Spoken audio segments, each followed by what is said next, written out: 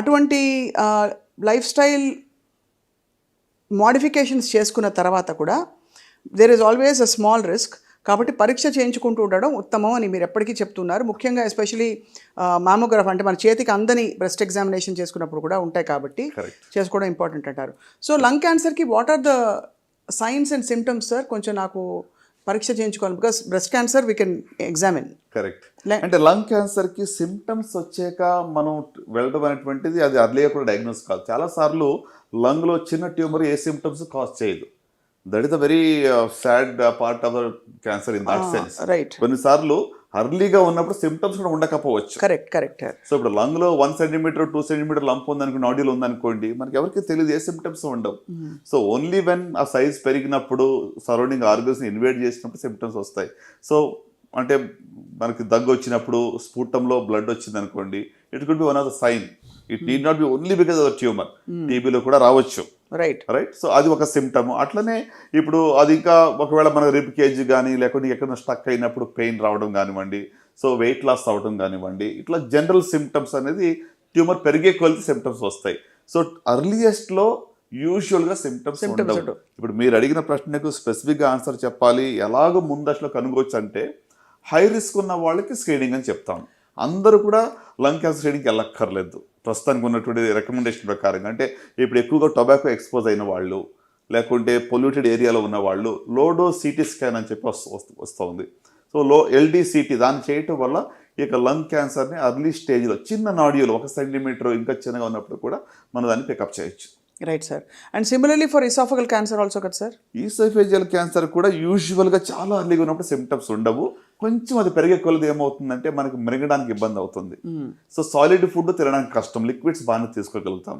So food తినాలి అంటే నీళ్లు లేకుండా మింగలేకపోతున్నాము అనే సిమ్టమ్ వస్తే మాత్రం వెంటనే డాక్టర్ సంప్రదించాలి. ఎండోస్కోపీ ద్వారా దాన్ని తెలుసుకోవచ్చు. సో చాలా యూస్ఫుల్ ఇన్ఫర్మేషన్ సార్ ఇది.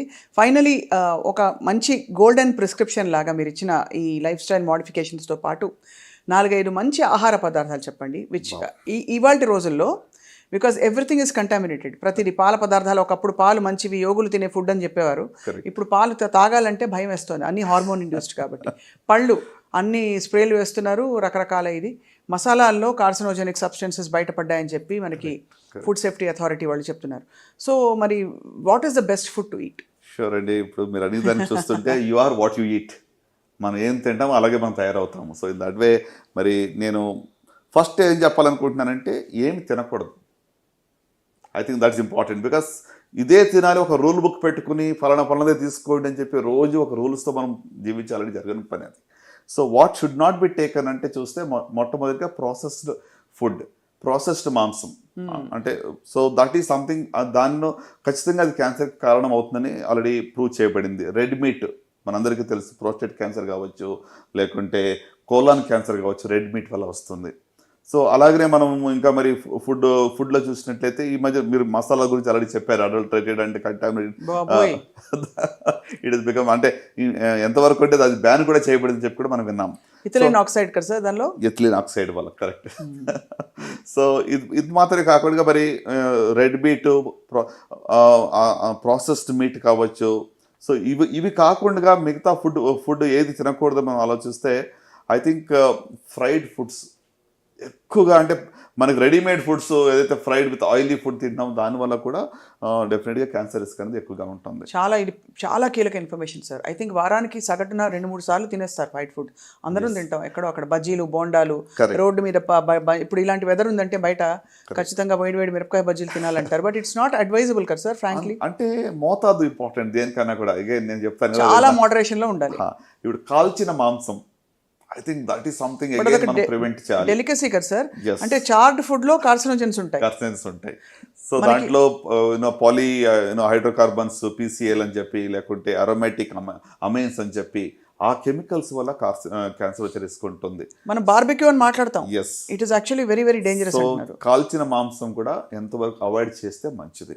సో ఇప్పుడు మరలా స్పెసిఫిక్గా మనం ఏం తీసుకుంటే బాగుంటుంది మీరు అడిగిన ప్రశ్న సార్. ఈ కాల్చిన మాంసం ఒక 2 క్వశ్చన్స్. ఇక్కడ డెలికసీ కాబట్టి తందూరి చికెన్, తందూరి పన్నీర్ ఇవన్నీ కూడా కాల్చిన మాంసం కిందకి వస్తాయి కదా.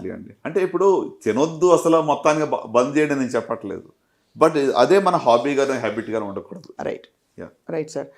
ఏం తినొచ్చు అని చెప్తే ఏం చెప్తారు ఇవాళ రోజుల్లో మరి? ఏం తినాలంటే మోస్ట్ ఇంపార్టెంట్ ఎక్కువగా ఫ్రూట్స్ అండ్ వెజిటబుల్స్ కన్సంప్షన్ చేయడం మంచిది. As far as possible vegetarian diet మంచిది, right. Consume lots of fruits and vegetables, vegetarian diet ఉంటే మంచిది. Consumption of lot of water is good, at least 8 to 10 glasses of water per day minimum తీసుకోవాలి, right. అంత మాత్రం కాకుండా మరి మీరు అన్నారు కదా కంటామినేషన్ గురించి మాట్లాడితే organic food, anything that is grown organically without pesticides, I think that's really good అనమాట. Right. హోల్ గ్రెయిన్స్ తీసుకోవడం మంచిది. Egg is good, fish is good, right. అట్లనే మనకి beans is very good for you. So ఇవి consume చేయటం వల్ల ఖచ్చితంగా మరి అంటే బ్యాలెన్స్డ్ డైట్ అనేది ఇంపార్టెంట్. ఈ బ్యాలెన్స్డ్ డైట్లో కూడా ప్రతిరోజు లెక్కలు వేసుకుని మనం తింటూ జీవించాలో కూడా ఇంప్రాక్టికల్. అవును. సో అందుకోసము వాట్ ఈజ్ రిస్కీ దాన్ని అవాయిడ్ చేసి మిగతా వాటిని మనము you should enjoy what you eat. Colourful, make your plate very colourful. అది అన్ని రకాల కలర్స్ ఉన్నటువంటి ఫ్రూట్స్ కానీ వెజిటబుల్స్ కానీ మీరు తీసుకోవటం వల్ల చాలా you will really have a good